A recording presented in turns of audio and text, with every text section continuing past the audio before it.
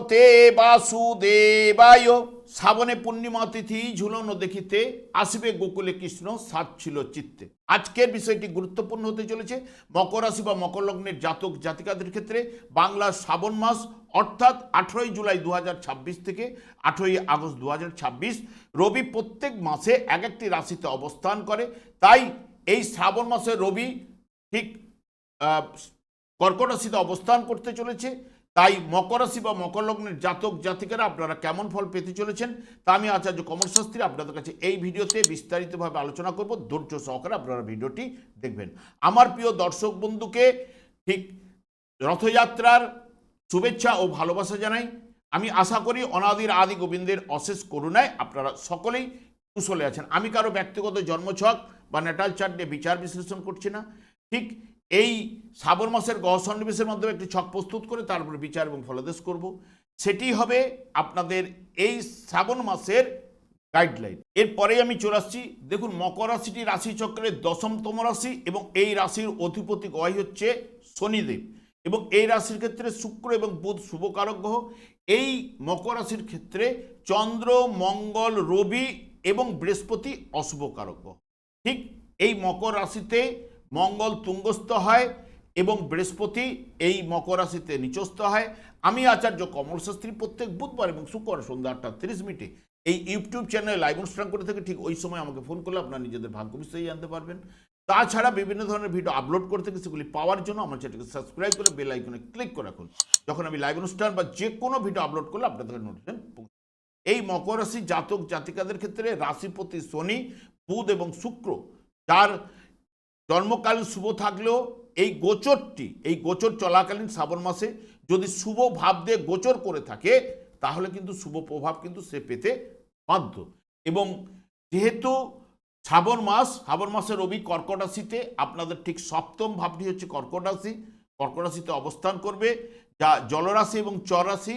রবি এমনিতে অগ্নিকারক গ্রহ এবং জলরাশিতে আসীন হবে এবং এটি রবির মিত্র গৃহ। কারণ কর্কট রাশিটি হচ্ছে অধিপতি গ্রহ চন্দ্র মাতৃকারক গ্রহ, রবি হচ্ছে পিতৃকারক গ্রহ।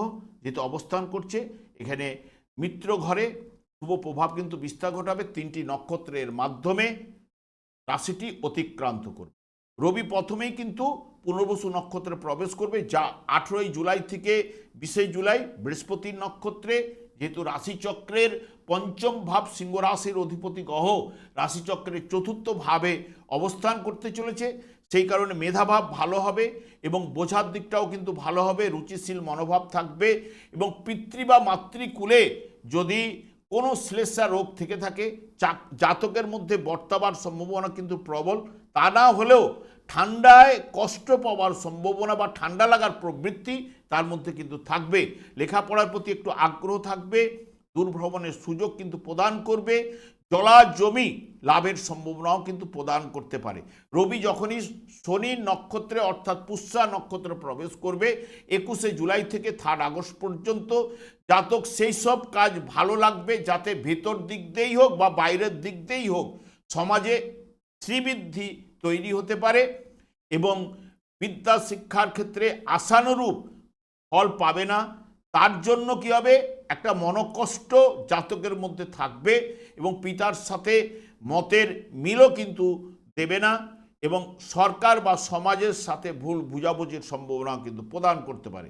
রবি যখন অশ্লেষা নক্ষত্রে প্রবেশ করবে, যেটি বুধের নক্ষত্র, 4 আগস্ট থেকে 18 আগস্ট পর্যন্ত, যা জাতক সেই সব কাজ পছন্দ করেন যার মধ্যে প্রাচীনত্বের একটা সম্বন্ধ আছে এবং যার মধ্যে পরিবর্তন সম্ভাবনা কিন্তু কম, যাতে তাড়াহুড়ো নেই এবং যা ধীরস্থিরভাবে কাজ করতে তিনি বেশি পছন্দ করেন। বিদ্যার প্রতি অনুরাগ এবং জানার প্রতি কৌতূহল কিন্তু থাকবেই। পেটের গণ্ডগোলে ভোগাতে পারে এবং এই মকর রাশি বা মকর লগ্নের জাতক জাতিকাদের ক্ষেত্রে যাদের জন্ম কার্তিক মাসে হয়েছে বা অঘ্রাণ মাসে হয়েছে বা চৈত্র মাসে হয়েছে, তাদের ক্ষেত্রে জন্মকালীন রবি যদি শুভ বলবান থাকলে তাহলে এই শ্রাবণ মাসে অতি শুভ প্রভাব তার ক্ষেত্রে বিস্তার ঘটাবে। কারণ কি, কার্তিক মাসে যার জন্মকালীন রবি নিচস্থ অবস্থায় থাকলো জন্মকালীন কার্তিক মাসের রবি অর্থাৎ তুলা রাশি থেকে এখন কর্মভাবে দশমভাবে প্রবেশ করেছে, যার বৃশ্চিক রাশিতে অবস্থান করছিল জন্মকালীন রবির অঘ্রাণ মাসে যার জন্ম হয়েছিল, তার জন্মকালীন রবি থেকে বৃশ্চিক রাশি থেকে এখন নবম ভাব ভাগ্যভাবে প্রবেশ করেছে। এবং যার চৈত্র মাসে জন্মগ্রহণ করেছিলেন তার জন্মকালীন রবি অবস্থান করছিল ঠিক মীন রাশিতে, এবং মীন রাশি জন্মকালীন রবি থেকে এখন পঞ্চম ভাবে গোচরে রবি প্রবেশ করেছে।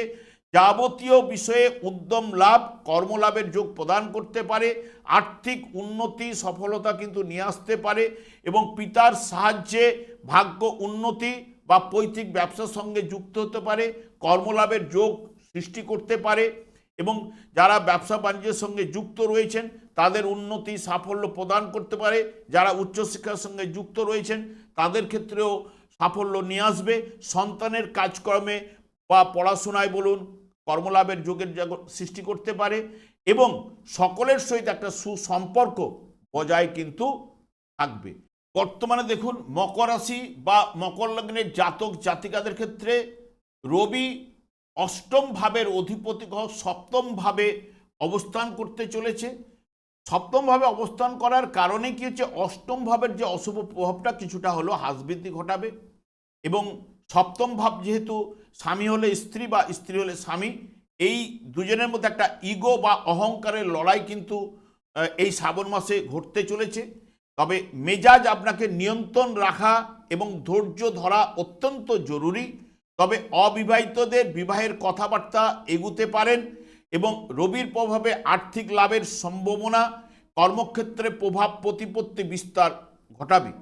পুরনো বিনিয়োগ থাকলে লাভের সম্ভাবনা, ব্যবসা বাণিজ্যে যেহেতু সপ্তমভাবে অবস্থান করছে নতুনভাবে ডিল বা চুক্তি ঘটাতে পারে, এবং এই জায়গায় বৃহস্পতি যুক্ত, অর্থাৎ বৃহস্পতি এখানে তুঙ্গস্থ অবস্থায়, রবি এবং বৃহস্পতি দীপকারক গ্রহ, এবং বুধও কিন্তু আপনাদের শুভকারক গ্রহ, সেও 5ই আগস্ট থেকে প্রবেশ করবে, যা আয় বৃদ্ধি পেলেও অপ্রয়োজনীয় খরচ কিন্তু আপনার বাড়বে।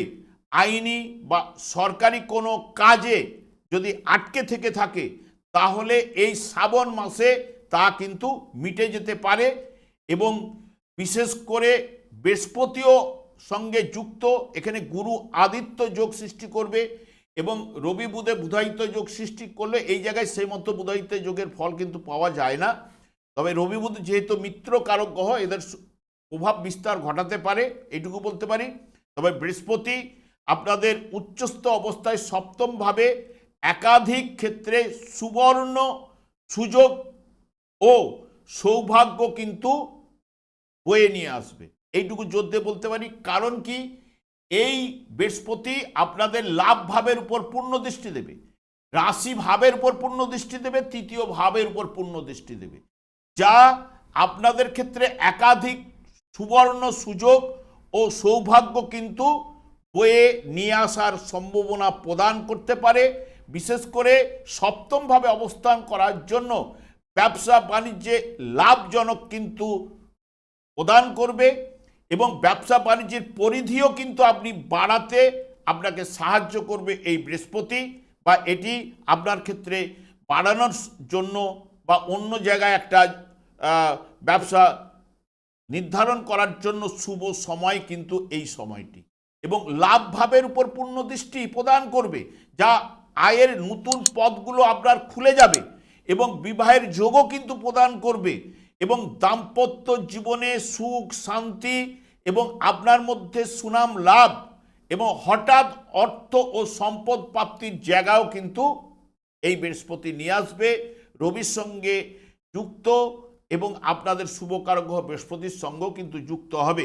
এখানে বুধও আপনাদের ক্ষেত্রে শুভকারক গ্রহ, ষষ্ঠ এবং সপ্তম ভাব দিয়ে গমন করবে। প্রথমে কিন্তু নিজের রাশিতেই অবস্থান করবে, 23শে জুলাই পর্যন্ত একটু বক্রতার মাধ্যমে থাকবে, যা ইমেল বা মেসেজ বা কাগজপত্রে বা আর্থিক লেনদেনের ক্ষেত্রে একটু সতর্কতা অবলম্বন করতে হবে।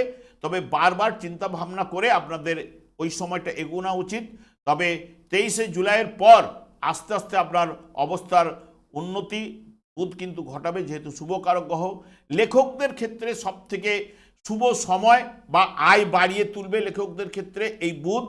প্রতিবার জন্য আপনাকে সম্মান এনে দিতে পারে এবং ব্যবসায় অর্থলাভ, কর্মক্ষেত্রে পদোন্নতি ও বেতন বৃদ্ধির প্রবল যোগ কিন্তু প্রদান করতে পারে। আপনার আর্থিক পরিস্থিতি আরও কিন্তু মজবুত করবে এবং আপনার চিন্তাভাবনায় বা আবেগের আধিপত্য কিন্তু দেখা যাবে, যেহেতু এই কর্কট রাশিটি কল্পনার জগতে ভেসে যাওয়ার জন্য, তাই আপনার মধ্যে আবেগও কিন্তু চলে আসতে পারে, সেই বিষয়ে একটু সতর্কতা অবলম্বন। মঙ্গল আপনাদের ক্ষেত্রে বিশেষ করে পঞ্চম এবং ষষ্ঠ ভাব দিয়ে গোচর করবে, যা আপনাদের মঙ্গল কিন্তু একাদশ ভাবের অধিপতি গ্রহ, একাদশ ভাবের উপরে 2 অগাস্ট পর্যন্ত দৃষ্টি প্রদান করবে, যা আপনার মধ্যে প্রচুর এনার্জি এবং কাজের ইচ্ছা কিন্তু বাড়িয়ে তুলবে। কর্মক্ষেত্রে নতুন বড় দায়িত্ব বা প্রজেক্ট কিন্তু আপনার হাতে আসতে পারে। যারা বিশেষ করে শেয়ার ট্রেডিং করেন তাদের ক্ষেত্রে লাভের সম্ভাবনা কিন্তু এই মঙ্গল প্রদান করতে পারে, বা লটারি ফাটকা থেকে কিছু না কিছু অর্থ প্রদান করতে পারে। কাজকর্মে আপনার অতি উৎসাহ প্রদান করবে। তবে 2 অগাস্টের পরে ষষ্ঠভাবে গোচরে শুভ ফল প্রদান করলেও আপনাদের রাশির দ্বিতীয়ভাবে রাহু অবস্থান করছে। সেই রাহুর দৃষ্টি 2 আগস্ট থেকে ঠিক মঙ্গলের উপর পড়বে। 2 আগস্ট ঠিক মঙ্গল প্রবেশ করে যাবে মিথুন রাশিতে। তখন থেকে আপনাকে যাবতীয় দিক দিয়ে একটু সাবধানতা অবলম্বন করতে হবে। কারণ কি, এই সময় অঙ্গারক যোগের সৃষ্টি করবে, যা বাধা বিঘ্ন সৃষ্টি করতে পারে। সেই কারণে আপনাকে রাস্তাঘাট বলুন বা শারীরিক দিক দিয়ে বলুন, সতর্কতা অবলম্বন করে চলতে পারলে আপনার ক্ষেত্রে ভালো। এবং আপনাদের ক্ষেত্রে সবথেকে শুভকারক গ্রহ এবং ভাগ্যপতি গ্রহই হচ্ছে শুক্র, যা ভাগ্যপতি বলি আপনাদের কর্মপতি গ্রহ এবং পঞ্চম ভাবের অধিপতি গ্রহই হচ্ছে শুক্র। সেই শুক্র অষ্টম এবং নবম ভাব দিয়ে এই মাসটি গোচর করবে, যা শুভ প্রভাব কিন্তু বিস্তার ঘটাবে। কারণ যা আশাতীত লাভ আপনার ঘটতে পারে, সম্পদ বাড়াবার চেষ্টা করবে এই শুক্র।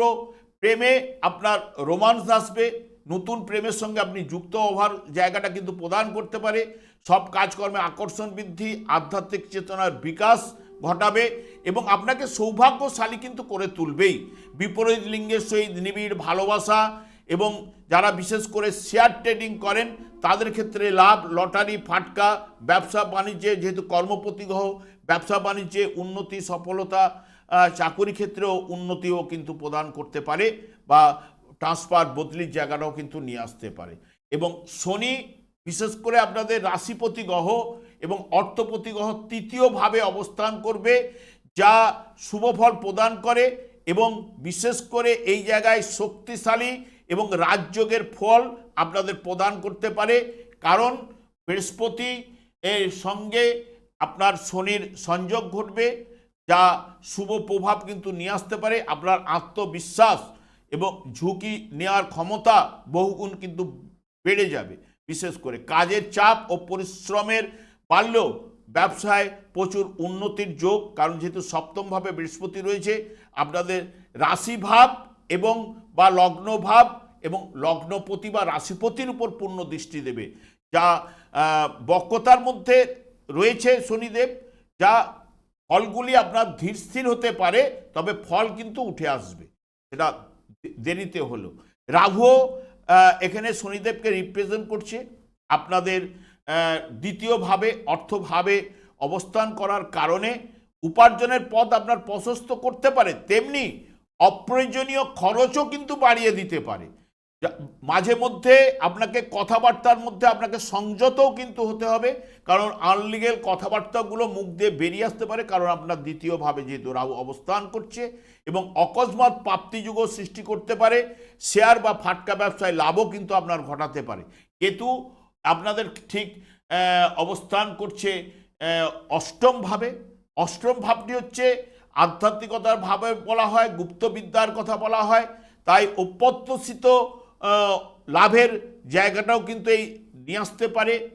কেতু গুপ্তবিদ্যায় গবেষণামূলক কাজকর্মে বলুন, পড়াশোনার ক্ষেত্রে আপনার আগ্রহ বাড়িয়ে তুলতে পারে যারা রয়েছে, এবং হিতকর কাজকর্মে ব্যয়ও ঘটাতে পারে। কোনো বিষয়ে হঠাৎ পরিবর্তনও কিন্তু আপনার মধ্যে নিয়ে আসতে পারে কেতু। তবে বৃহস্পতি আপনাদের ক্ষেত্রে যেহেতু রাহুর রাশির সপ্তমে বা লগ্নের সপ্তমে তুঙ্গস্থ অবস্থায় অবস্থান করছে, যেহেতু নৈসর্গিক শুভকারক গ্রহ লাভ ভাবের উপর পূর্ণ দৃষ্টি দেবে, তাই জন্মকালীন যার বৃহস্পতি মকর রাশির জাতক জাতিকাদের কর্কট রাশিতে অবস্থান করছিল বা বৃশ্চিক রাশিতে অবস্থান করছিল বা আপনাদেরই রাশিতে মকর রাশিতে অবস্থান করছিল নিচস্থ অবস্থায় বৃহস্পতি বা মীন রাশিতে অবস্থান করছিল, তার ক্ষেত্রে অতি শুভ সময় কিন্তু উঠে আসবেই যার রয়েছে। এবং জন্মকালীন ওই বৃহস্পতিকে শুভ বলবান থাকতে হবে।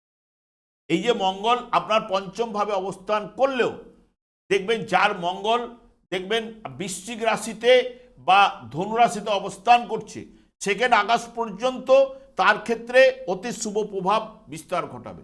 কিন্তু আপনাদের রাশিপতি শনিদেব তৃতীয়ভাবে অবস্থান করলেও যদি দেখা যায় যে এই শনিদেব বা আপনাদের রাশিপতি বা লগ্নপতি যদিও দেখেন এই মীন রাশিতেই অবস্থান করছে, এখন শনি গোচর করছে, এবং যার বিশ্বরাশিতেই শনিদেব অবস্থান করছে এবং যার শনিদেব আপনাদের নবমভাবে ভাগ্যভাবে অবস্থান করছে, রাশিপতি ভাগ্যভাবে যখন অবস্থান করছে কন্যা রাশিতে বা আপনাদের দ্বাদশভাবে ধনুরাশিতে অবস্থান করছে, তাদের ক্ষেত্রে দেখুন যার যার রয়েছে তাদের ক্ষেত্রে দেখুন না পায়ের তলায় কিন্তু মাটি সে খুঁজে পাচ্ছে না, নানান দিক দিয়ে বাধা বিঘ্ন উপস্থিত করছে।